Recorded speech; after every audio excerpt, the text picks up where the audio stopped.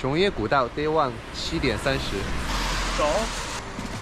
Hello， 大家好啊，好久不见。最近很多朋友在问我关于熊野古道的事情，那我就把这个1年前的视频找出来，希望给大家提供一些参考。熊野古道位于日本本州岛南部，大概离大阪也就2-3个小时的车程。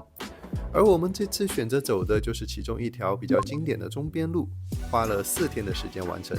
从起点开始，拜访了熊野本宫大社，终点抵达了熊野那智大社。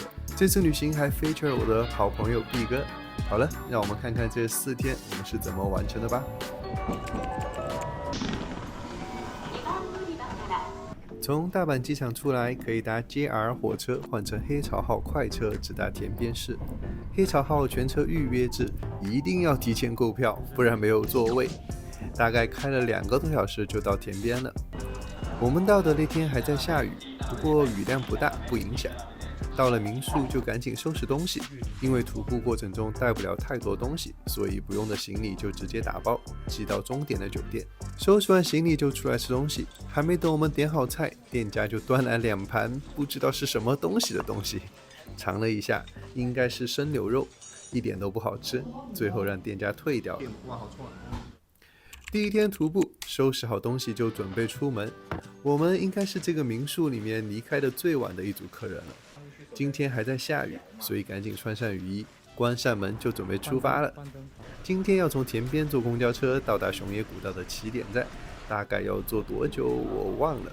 出发之前需要去 7-Eleven 买一点午餐，因为徒步过程中没有任何贩卖食物的地方。买好东西就坐上公交，准备出发了。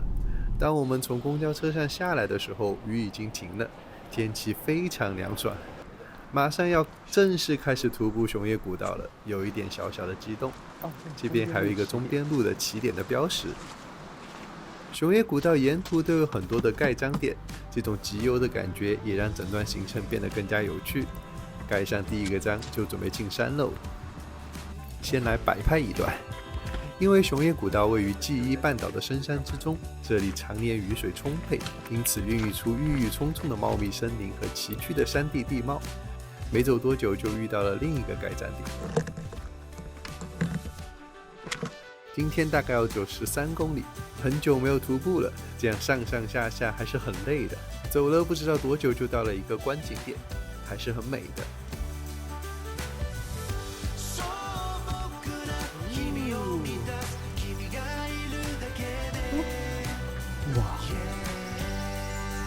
又过了一会儿就走到了今天的午餐店，坐下来休息一下，把早上在 7-Eleven 买的食物拿出来补给一下。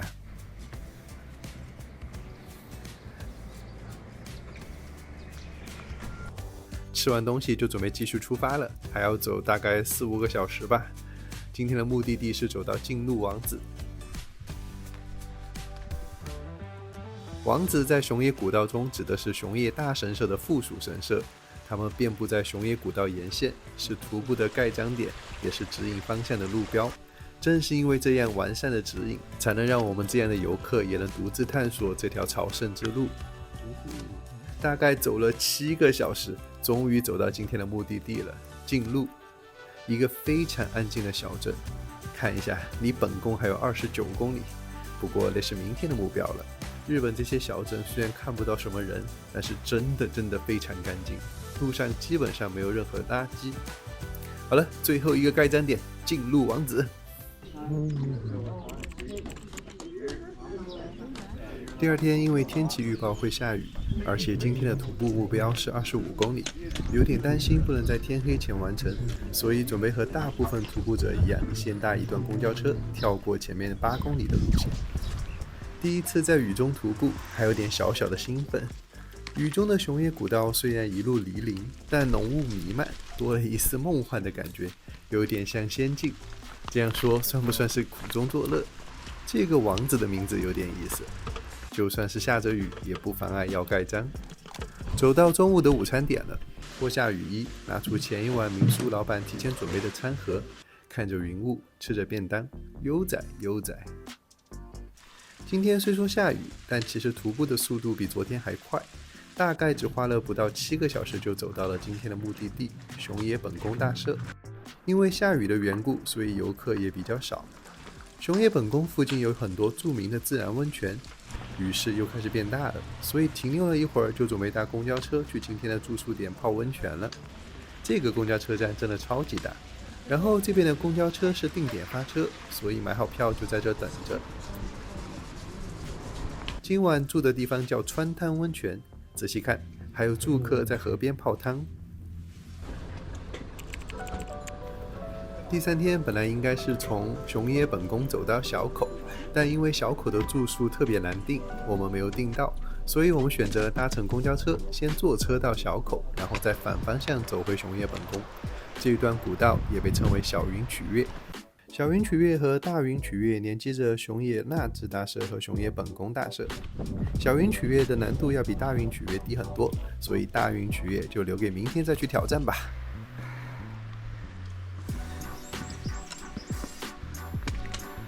今天没有下雨，天气非常凉爽，感觉走完今天的目标13公里应该不会特别困难。中途我们找了个地方坐下来吃掉了便当，然后就快马加鞭走到了终点，回到了熊野本宫。因为昨天下雨没有怎么停留，所以今天可以好好参观一下。还看到了一个模型，讲的是古代的时候人们通过这条熊野古道朝圣的热闹场景。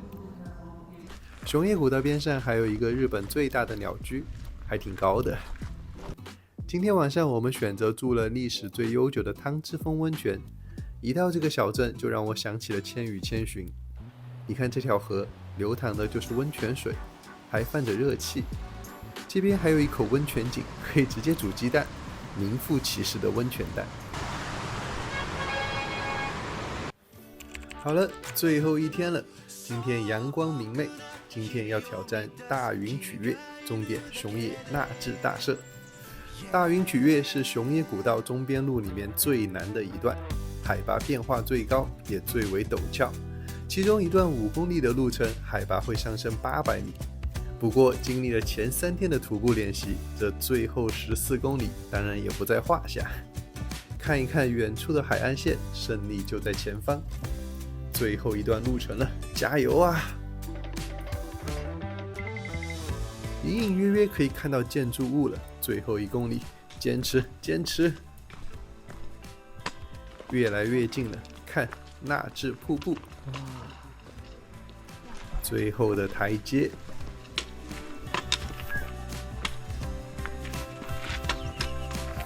走了几天，终于走完了。